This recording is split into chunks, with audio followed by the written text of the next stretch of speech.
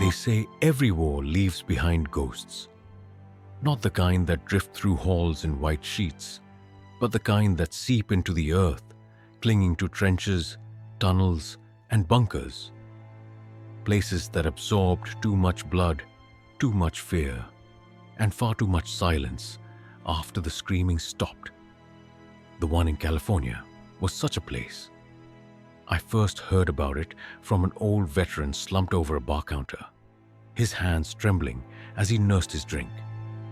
He spoke of steel doors hidden in the hills, his voice low and ragged. He didn't call it a bunker. He called it the trap. When I pressed him for more, his gaze fell to the floor and he muttered only one warning. That's where soldiers go in, but they don't come out. Curiosity is a dangerous thing, especially when it points toward places the government erased from maps. A week later, I was driving down cracked desert roads. The California sun bleeding orange across the sky, chasing a ghost of an entrance no one was supposed to find. The hills were unremarkable at first. Dry brush, jagged rocks, the hum of cicadas. Yet the closer I came, the heavier the air felt, as if even the wind didn't want to pass through. Then I saw it. Half buried under dirt and weeds, two massive steel doors leaned against the hillside, rust eating them alive. Chains drooped across the handles, corroded to near nothing. The surface bore long, deep gouges, not weathering, not rust, claw marks. I stood frozen. The doors felt alive somehow, like an animal holding its breath and watching me through a slit in the dark. Locals said the bunker had been sealed in the 1940s, built during wartime, abandoned after something went wrong. No official record of it existed, no coordinates, no files, just whispers. I stepped closer, boots crunching the dry earth.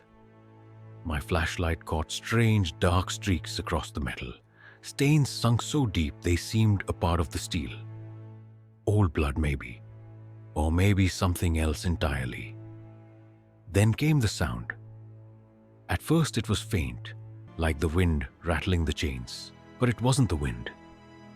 It was too deliberate. A slow, heavy groan of bending metal, as though the doors themselves were breathing. The desert around me had gone dead silent. No cicadas, no birds, not even a shift of dry leaves. Just that sound.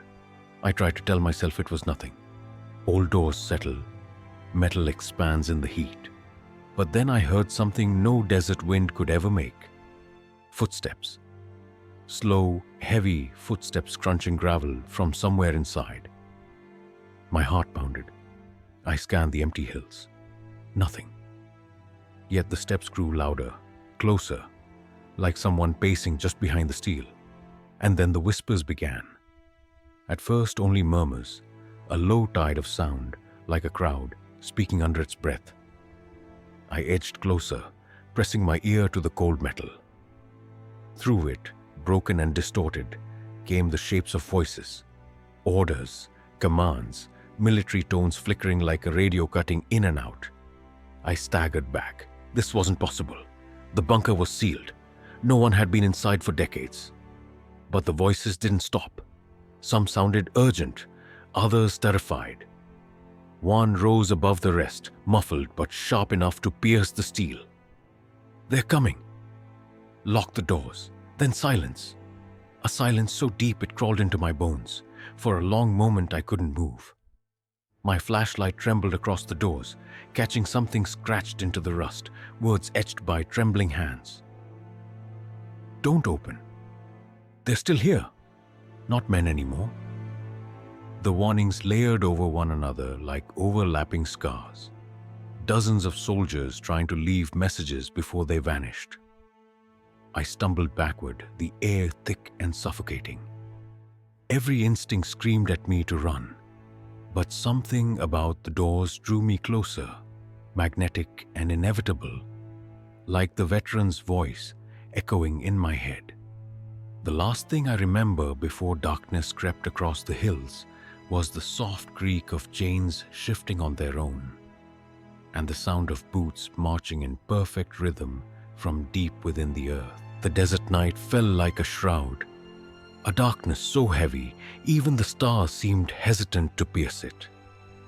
I should have left after what I heard at the doors. Any sane man would have. But sanity has a way of losing to curiosity, especially when curiosity whispers like a voice you can't ignore. I returned the next evening carrying only a flashlight, a notebook, and the kind of foolish courage that gets men killed. The chains across the bunker doors looked weaker than I remembered. When I tugged, they snapped with a brittle crack, falling into the dirt like dry bones. The doors groaned as I pulled them open, the sound echoing into the still night. A foul draft pushed out, a cold exhale from something buried too long. The stench hit instantly: mold, rust, and something coppery like old blood. I stepped inside. The beam of my flashlight sliced through the dark, revealing a long tunnel sloping down into the earth. Concrete walls dripped with moisture, cracked and discolored with age. Rusted pipes snaked along the ceiling, dripping in slow, patient intervals, like a clock that had never stopped ticking. The deeper I went, the quieter the world became. My footsteps echoed, but felt swallowed, like the bunker was eating the sound. Within minutes, the desert behind me no longer existed. It was as if I'd stepped into another world. The first chamber opened suddenly, a wide room lined with collapsed bunks.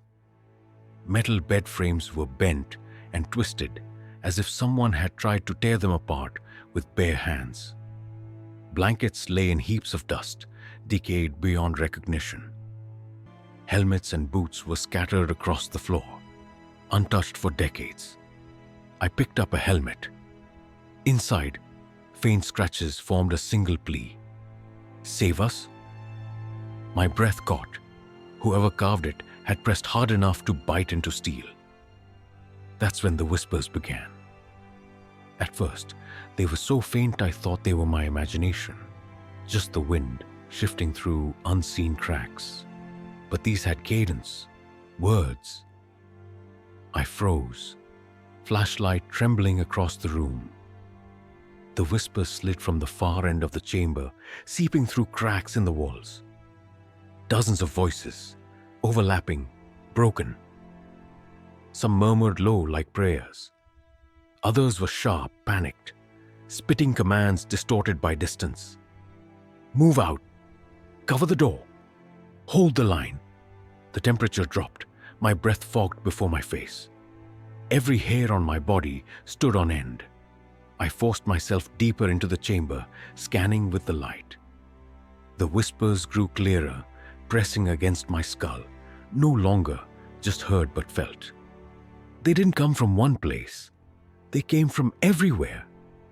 A shadow flickered across the wall. I whipped the beam toward it. Nothing. Only cracked concrete. Then came the scream. A man's voice, sudden and raw, tearing through the bunker like a living thing. Help me. The pipes above rattled, sending dust raining down. My heart slammed as the flashlight caught something in the corner. For a heartbeat, I saw it. A figure in uniform, crouched, clutching its helmet. But its face was nothing. Just darkness where features should have been. I blinked and it was gone. The whispers surged louder, frantic, words spilling over one another. They're still here. Don't sleep, don't sleep. Lock the doors, lock the doors, lock the doors. The air pressed against me, heavy and suffocating, as if the bunker itself were alive. My chest tightened. Breathing became work. I stumbled backward, desperate to retreat down the tunnel, but the ground underfoot felt unstable, soft. My light wavered down and caught the truth. The floor wasn't just dirt and concrete. It was littered with dog tags. Dozens, hundreds, scattered like fallen leaves, their chains tangled together. Each one bore a name. Each one belonged to someone who had vanished. The whispers rose into a chant now, dozens of broken voices speaking in unison, rising and falling like a tide. The words were foreign at first, warped and indistinct, but then they sharpened into English. Every syllable a hammer in my skull. Join us. The chamber shook, pipes rattled. The concrete walls groaned like they were about to collapse. The shadows on the walls no longer stayed still. They stretched long limbs, faceless heads turning toward me. I bolted, running up the tunnel, heart pounding, every step heavier than the last. The whispers didn't fade. They chased me, clawed at me, louder and louder. Just as I reached the entrance, the heavy door slammed shut with a thunderous boom. Darkness swallowed me whole, and in that suffocating black, the last sound I heard was boots. Hundreds of boots, marching in perfect rhythm, drawing closer. The bunker swallowed me whole. After the doors slammed shut, silence pressed in like a living weight, thick enough to taste. I stood frozen in pitch-black darkness, chest rising and falling too fast, lungs dragging in air that reeked of rust and decay. I flicked the flashlight back on. Its trembling beam cut across the tunnel. The walls seemed closer than before, breathing, narrowing inch by inch, as if to keep me trapped. I forced myself to move, deeper this time. Running blindly back to the doors hadn't worked. Maybe the only way out was further in. The tunnel twisted into another chamber. Rows of metal lockers lined the walls, their doors gaping like broken jaws. Inside were scraps of uniforms, rotted boots, half-burnt letters. The smell here was worse, heavy with mildew, and something faintly sweet, like meat left to rot. On the ground near one locker lay a notebook, its leather cover brittle and eaten away by time. My hands trembled as I picked it up. The pages were yellowed, edges curled, but the ink was still legible. It was a soldier's journal. The first entries were routine: dates, patrol notes, complaints about the heat, the food. Then halfway through, the handwriting shifted, sharper, frantic. We were told to guard something in the lower levels. They didn't say what it was, just that it wasn't human. My mouth went dry. Another entry. Johnson swears he saw it move. They told us not to look directly at it. How do you not look at something that breathes in the dark? The next pages were streaked with dark stains, almost black in the flashlight beam. The words grew jagged, letters carved into the paper with desperation. It whispers, all night. It sounds like us. Sometimes it uses our voices. Simmons followed it into the tunnel yesterday. He didn't come back. I swallowed hard. My throat felt like sandpaper. The final entry was a single line, written with such force the pen tore through the page. They are not men anymore. We are next. The notebook slipped from my shaking hands. Then came the sound, not whispers this time, but dragging. Heavy boots scraping across the floor. I whipped the flashlight around, breath caught in my throat. At the far end of the chamber stood 3 figures, soldiers. Their uniforms were shredded, helmets dangling from skeletal heads. Their bodies twitched unnaturally, like marionettes pulled by invisible strings. One of them raised an arm slowly, bones creaking under thin skin, and pointed directly at me. My flashlight flickered. Their faces. God. Their faces were stretched and hollow, skin pulled tight across skulls. Their eyes were pits of shadow, darker than the room itself. and yet I felt them staring straight into me. The sound of boots multiplied, echoing in every direction. I swung the beam wildly, but the chamber was filling dozens of figures, all in torn uniforms, all faceless, all moving in unison. I stumbled backward, boots striking something metallic. I looked down and my stomach dropped. Dog tags, hundreds of them, scattered in piles, their chains tangled together. Each one bore a name, names that once belonged to living men. I picked one up without thinking. It was cold, too cold. When I read it, my blood turned to ice. It was the same name scribbled on the first page of the journal. The soldier who wrote it had never left this place. The whispers rose again, but now I understood. They weren't coming from the walls. They were coming from the soldiers themselves.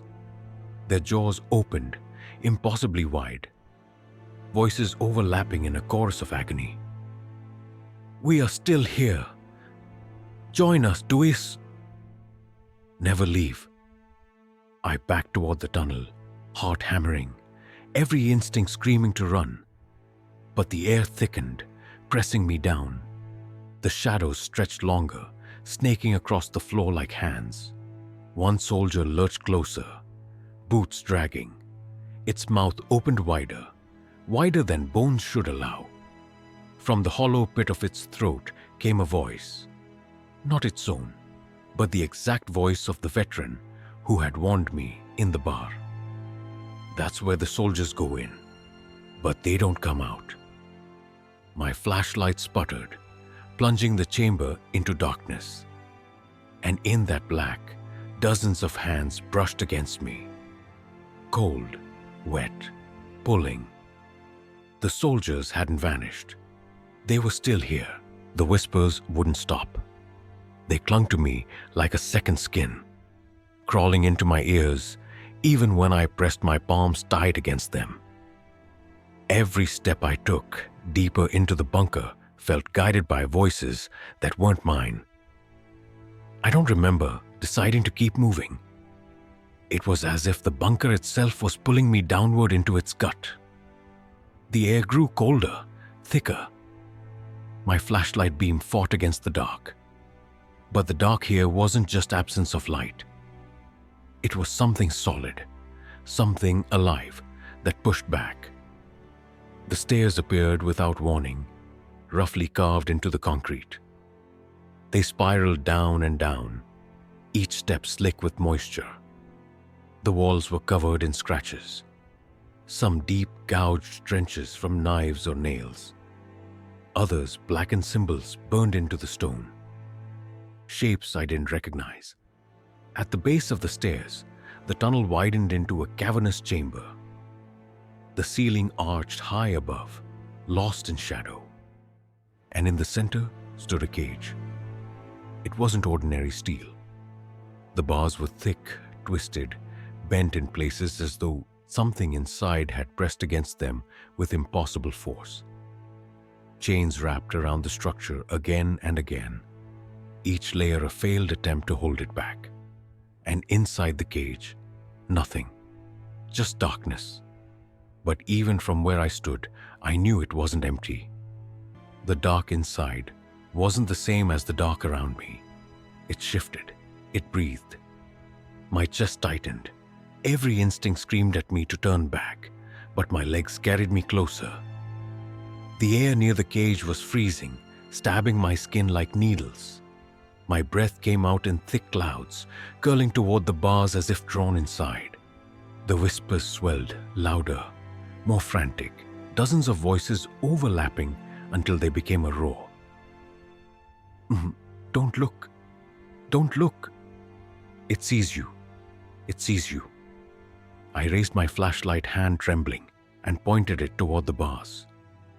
The beam didn't penetrate. It was swallowed whole, like shining light into a void. But for one awful second, something inside leaned forward. Not a face, not even a shape I could name. Just movement, the shadow stretching against the bars, forming something vaguely human, then breaking apart, writhing like smoke. 2 points glowed from the darkness. Not eyes exactly, but something that wanted to be eyes. They burned white hot, like coals buried deep. The bunker groaned, the floor vibrated. Dust rained from the ceiling. I stumbled back, but the cage rattled, chain straining, as the thing inside pressed forward. And then I heard it. A voice, not in my ears, in my head. "You opened the door." I froze. The voice was deep, layered, as if spoken by 1,000 throats at once. They tried to bury me, to forget. But every war feeds me. Every scream, every death. They are mine. The dog tags, the soldiers, the whispers. It all slammed into me at once. The soldiers hadn't just vanished. They had been consumed, absorbed, changed into shadows of themselves, their voices forever chained to this thing. The cage groaned again, one of the bars bending outward with a screech of tortured metal. "You will join them." The whispers rose into a frenzy, echoing off every wall, screaming agony and command. The ground shook so violently, I nearly dropped the flashlight. My beam flickered across the floor. And that's when I saw them. Boot prints, fresh ones, leading toward the cage, but they weren't mine. They were heavy military boots, dozens of them, as if an entire platoon had just walked past me in perfect unison. Yet the chamber was empty. Empty except for the sound. Marching, hundreds of boots stomping in rhythm, circling the cage, louder and louder. I spun, desperate to see, but there was nothing. Only shadows moving across the walls, stretching taller, pressing outward like bodies emerging from the concrete. My flashlight sputtered and died. Darkness swallowed me, complete and merciless. I couldn't move, couldn't breathe. The only thing I knew was the cold, the whispers, and the presence inside the cage pressing closer, closer, until it felt like it was breathing against my face. And then, silence. All at once. The marching stopped. The whispers ceased. Even my heartbeat seemed to falter in my chest. In that silence, the voice returned. Louder this time, clearer. The soldiers never left. They are me now, and so are you. The chains rattled one final time, then snapped. The sound of chains snapping was louder than thunder. It echoed through the bunker, through my skull, until I couldn't tell if the world was shaking or if my own bones were rattling apart. Then came the silence. Not an empty silence, the heavy, suffocating kind that presses against your chest, waiting for something to break it. My flashlight was dead. My hands shook as I slapped it, desperate for light, but nothing came. The only thing I could hear was my own breath, and then the marching started. It was faint at first, like a memory, boots scraping across gravel, far away, but it grew louder, closer, filling every corridor of the bunker until the ground vibrated beneath my feet. Dozens, hundreds, an entire battalion marching in perfect rhythm. I backed against the wall, pulse pounding. My eyes strained against the dark, but there was nothing. Just shadows shifting, crawling, stretching into the shape of men. And then I saw them. Figures emerged from the black. Soldiers, their uniforms rotted, helmets dented, rifles clutched in twisted hands. Their faces were hollow, skin stretched tight over bone, eyes nothing but pits. They moved in unison, boots slamming the ground in a rhythm that shook the chamber. Their mouths opened as they marched, and from them poured the whispers. Hundreds of voices layered together, broken but commanding. Forward. Forward. Forward, I tried to run, stumbling toward the tunnel, but the way was gone. The bunker shifted around me. Walls closed in, tunnels twisted back into the chamber. No matter where I turned, the soldiers were there, marching, marching, marching. One of them broke rank and stepped closer. Its boots echoed louder than the rest, each step a hammer against my chest. It raised its head, a faceless void where its features should be, and spoke in a voice I recognized. My own voice. "You shouldn't have come." I staggered back, choking on air that felt like ash. My legs refused to move, as if the ground itself was holding me. The whispers rose higher, forming words now clearer and more horrific. "Join us. Join us. Join us." The soldiers encircled me, their formation perfect, their boots never missing a beat. And above it all, louder than the whispers, came that voice again. The thing from the cage, the thing that wasn't supposed to exist. War never ends. It only feeds me. Every bullet, every scream, every death. The chamber trembled. Shadows surged across the walls like waves, crashing toward me. I fell to my knees, covering my ears, but the sound wasn't just around me. It was inside me. My skull throbbed, my vision blurred. I could feel them pressing into me. Hands on my shoulders, fingers on my face, cold, wet, endless. The soldiers weren't just marching around me anymore. They were marching through me. Their boots pounded inside my chest. Their whispers crawled across my skin. I screamed, or maybe I didn't. Maybe the scream was just another voice added to theirs. For a brief, terrible moment, I saw it all. The wars, the soldiers dragged into the dark, the cage being built and rebuilt as men tried to contain the thing, never realizing they were feeding it with every attempt, every sacrifice, every death. And then I saw myself, not standing, not screaming, but marching, my boots hitting the ground in perfect rhythm with theirs, my face gone, hollow, another shadow in the endless line. The voice spoke one last time, final and absolute. The soldiers never returned, because they never left. The last sound I heard before everything went black was the march. Steady, endless, eternal. Some people say that if you drive out to those California hills late at night, when the desert is quiet and the wind is still, you can hear it. Not the cries of coyotes, not the hum of insects, but the march. Boots pounding in rhythm beneath the earth. And if you stand too close to the sealed doors, if you listen too long, you might just hear the whispers calling you by name, inviting you to join the battalion that never stops, the battalion that never returns.